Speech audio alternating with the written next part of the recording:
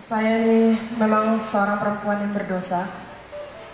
Tapi beberapa tahun silam ini saya mendapatkan hidayah, saya mendapatkan berpikir untuk menjadi perempuan yang lebih baik lagi, yang seperti tahu bagaimana bahwasanya ada yang namanya hukum tabur tuai. Apa yang kita tanam, pasti itu yang kita dapat. Namun saya memutuskan untuk beberapa bulan ini saya memutuskan hubungan dengan seseorang. Gimana? Saya memutuskan hubungan dengan seseorang. Berarti kan adalah hati yang tersakiti ya Ustaz. Nah itu saya ingin bertanya, apakah keputusan saya tepat Ustaz untuk menjauhkan hal-hal seperti itu, karena saya percaya bahwasanya Allah itu akan memberikan yang terbaik untuk hambanya bila kita terus beristiqomah, berdoa dan tetap selalu beribadah kepadanya. Lalu saya ingin bertanya juga, apakah keputusan saya itu tepat dan apakah saya berdosa Ustaz telah menyakiti seseorang tersebut, hati seseorang tersebut.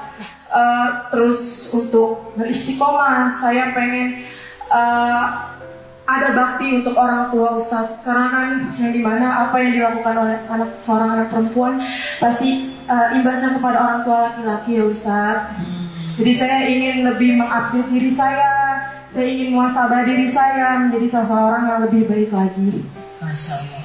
Iya, yang jadi pertanyaan seperti itu Ustaz, apakah saya salah? Apakah saya berdosa Ustaz telah menyakiti hati seorang laki-laki tersebut? Hubungan udah menikah? Baru saya dapat baca. Jangan dekati zina. Dan zina itu bukan hanya tentang perbuatan hubungan badan, tapi juga hal-hal yang mendekatinya juga dilarang. Maka ketika kita memutuskan untuk menghindar dari hal yang mendekatkan kita kepada zina, nanti kita sedang melakukan sebuah ketakwaan di hadapan Allah. Itu takwa. Takwa itu artinya apa? Menghindari yang buruk dengan cara berhati-hati. Itu namanya takwa. Nah, apa janji Allah kepada orang yang bertakwa?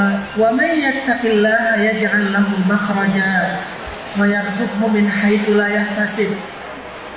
Wa may yattaqillaha yaj'al lahu min amrihi yusra.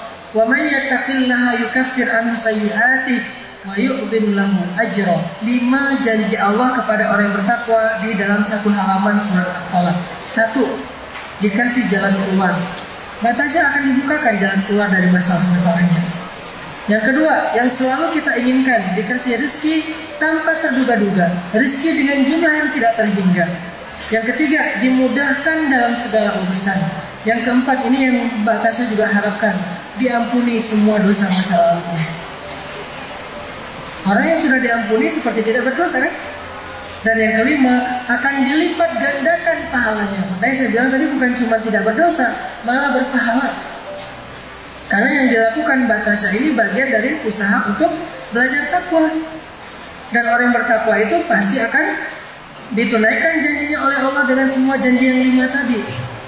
Itu satu. Lalu bagaimana dengan laki-laki yang merasa tersakiti tadi Ustaz? Dia tidak harusnya dia mengerti tentang keputusan Mbak Tasya, bahwa keputusan ini bukan tentang benci dan suka, tapi tentang belajar lebih baik aja di hadapan Allah. Apalagi Mbak Tasya pengen menyenangkan hati ayah yang sudah almarhum, tidak terganggu dengan dosa anak-anaknya. Ya, ketika anak berbuat dosa itu akan menyulitkan ahli kubur dari orang tuanya. Maka harusnya dia mengerti Mbak. Insya Allah nggak boleh dia mengklaim bahwa Mbak Tasya telah menyakiti dia, memutuskan silaturahim, nggak boleh. Pun kalau suatu saat dia pengen serius dan Mbak Tasya pengen serius, ya udah seriusin aja dengan komitmen menikah. Tapi tidak untuk hal-hal yang tadi Mbak Tasya khawatirkan akan membawa kepada dosa-dosa yang besar. Jadi Mbak Tasya bukan hanya nggak berdosa, malah berpahala insya Allah.